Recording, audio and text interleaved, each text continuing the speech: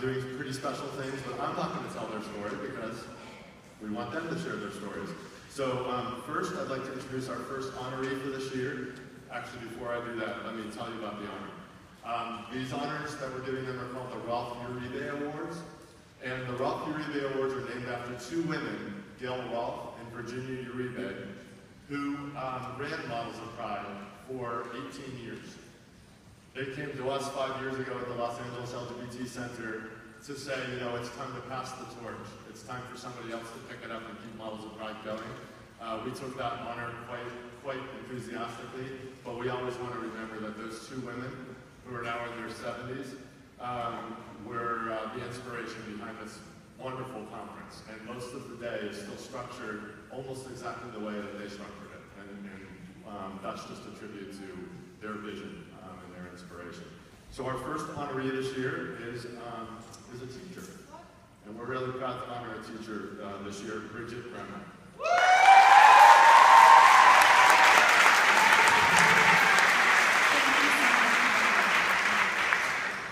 My name is still Bridget Brownell, and they've asked me to share with you why I'm standing here today. I can tell you that we never discussed homosexuality in my high school. It never came up. No one ever called each other names because of it, because it was something that we had never heard of, that we didn't have any language for. I had some information presented in my college classes, and I vaguely recall seeing some related events being put on the quad during lunch. But as a health teacher at Taft High School, I had been teaching about the diversity of relationships in my classes. I had live gays and lesbians initiating dialogue for equality facilitate workshops, and had counseled some students as they came out. But I'm standing here today because, as I will always remember, one day I was sitting in my first faculty meeting. Mind-numbing, spirit-crushing, horribleness. I was young and fairly new to Taft. I didn't have any teacher friends yet. I didn't even know enough not to sit in the front row during these meetings. Anyways, one day my principal came in with a student and explained that this student wanted to start a support group and/or club for gay students, and she needed a faculty sponsor. I was unprepared for the comments and laughter I heard from the coaches, and how most of my peers suddenly became very interested in their papers and their toes, everyone avoiding eye contact. Not one person raised their hand to volunteer. I'm straight, can I do it? And that's how it all began. I am so fortunate and grateful to have some of the best people I know enter my life because of this journey. We began with an impact group for gay, lesbian, and questioning students, as well as a lunch club. I recall a handful of brave students sneaking into my room, so afraid someone might see them going into the gay meeting. These meetings have been life-changing and life-saving. I will always remember one student who came out to me, and when I suggested he join our meetings, he asked, "You mean I'm not the only one?" Imagine how lonely he must have felt, thinking that out of 3,000 students, he was the only gay student. Over the years, the club grew and the names and the lingo changed, but we have worked together to expand our library's collection of rainbow literature. We put up bulletin boards, we got out informational pamphlets, we stopped people in the hallway who were calling each other fag, and responded to those saying, "No homo," with, "Yes, homo." We went to see the Gay Men's Choir. We met up with Canoga Parks GSA. We put up Safe Zone posters. We made and wore t-shirts. We started attending this amazing Models of Pride conference. We started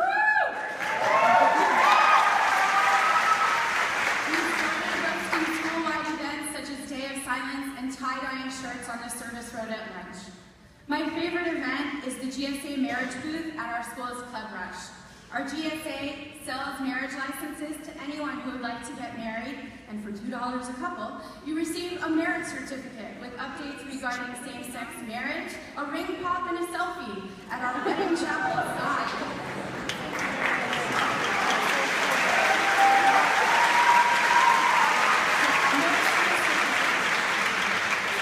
Most recently, my students were able to participate in the creation of Teen Line's LGBTQ Understanding Sexual Orientation and Gender Identities video. Along the way, many people have asked me if I'm gay or have assumed I am gay. For example, a coworker told me all about this person he thought would be perfect for me, how we both like to camp and other stuff. And then he asked if he could pass my number on to her. I politely explained, I'm not gay. He was very confused and he stammers, but you run the GSA.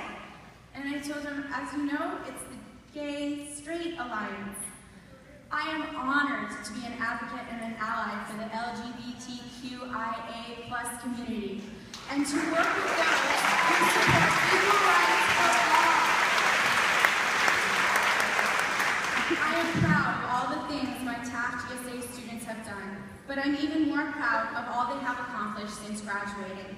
They have become recipients of scholarships, including the LifeWorks Scholarship, don't forget to apply. And as a result, college graduates. They have become teachers, mentors, directors of nonprofits, and others instrumental in the progress of our nation. And because of their hard work and efforts the efforts of LifeWorks, I have been chosen to be the adult honoree for the Virginia Uribe and Gail Roth Award at Models of Pride this year. So thank you for all that you have done and all that you are going to do. I am touched and honored to be the recipient of this prestigious award. Thank you.